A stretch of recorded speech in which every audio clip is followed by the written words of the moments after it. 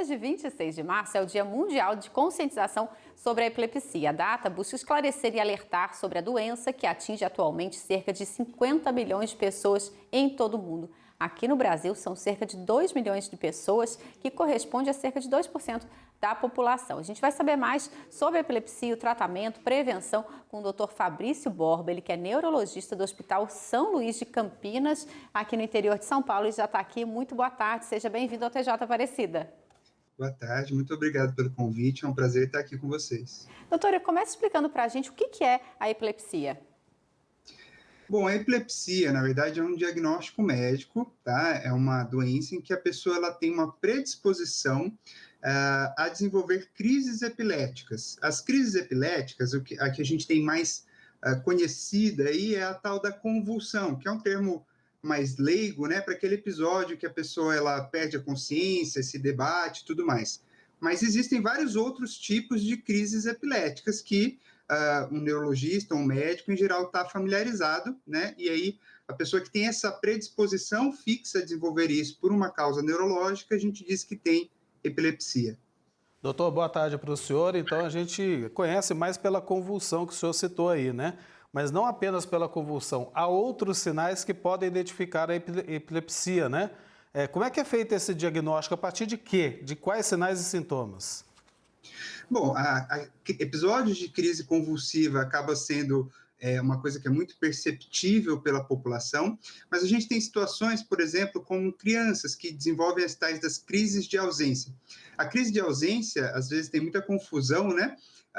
São episódios em que parece que a criança tem um pequeno lapso, né? E depois ela volta ao normal.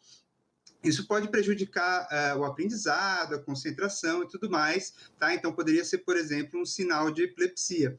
Então, outros sinais que poderiam ser de crise, que a gente chama de crises focais, não são essas convulsões, seriam episódios de movimentos repetitivos, né?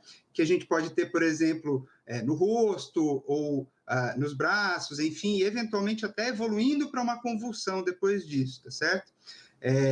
Algumas pessoas desenvolvem crise durante o sono, tá? Então, a pessoa ela está dormindo e ela tem episódios de movimentação excessiva durante o sono. Isso poderia ser, em alguns casos, um alerta para epilepsia. Então, teve alguma dúvida, tá? Esses episódios de lapsos, ou movimentos repetitivos, ou episódios durante o sono, é muito importante procurar um neurologista. Tá? Algumas vezes não vai ser epilepsia, tem vários diagnósticos que parecem com epilepsia, mas não são, mas o neurologista vai ser a pessoa adequada para dar o start, né, iniciar a investigação que vai chegar no diagnóstico.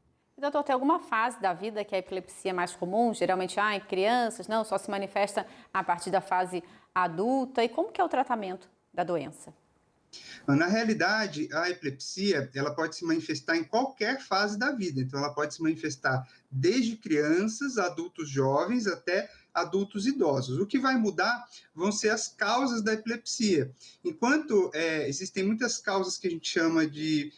é um termo que hoje em dia a gente evita usar, mas se usava muito o termo benigna, né? Que quer dizer, a criança tem crises epiléticas e aí depois nunca mais desenvolve, entre aspas, se resolve sozinho, né?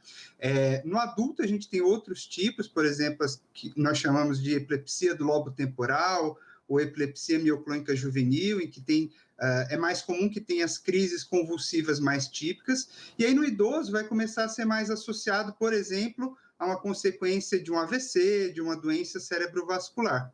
O tratamento, ele vai envolver, em geral, medicamentos antiepiléticos, né? E hoje em dia a gente evoluiu muito em relação ao passado, né? A gente tem várias medicações, porque a gente tem aquele estigma de que medicações antiepiléticas deixam a pessoa grogue, sedada, mas a gente já tem muitos medicamentos modernos que geram poucos efeitos colaterais e controlam muito bem a doença. Então, aquele estigma que se tem, ele deve ser tirado completamente. Imagina no diabetes, por exemplo, as pessoas não têm esse problema de ficar tomando uma medicação crônica para controlar um problema de saúde, né? Na epilepsia é a mesma coisa, são medicamentos seguros, né?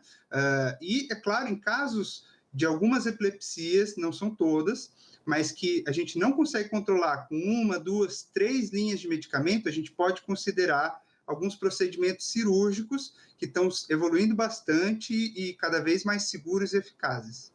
Doutor, eu quero agradecer muito a participação do senhor aqui no TJ Aparecido. Nosso muito obrigado para a gente poder contribuir também para esse dia de conscientização sobre a doença. Muito obrigado, viu? Uma ótima tarde para o senhor. Muito obrigado, um abraço, tchau, tchau. Um abraço, até mais. Tchau, tchau.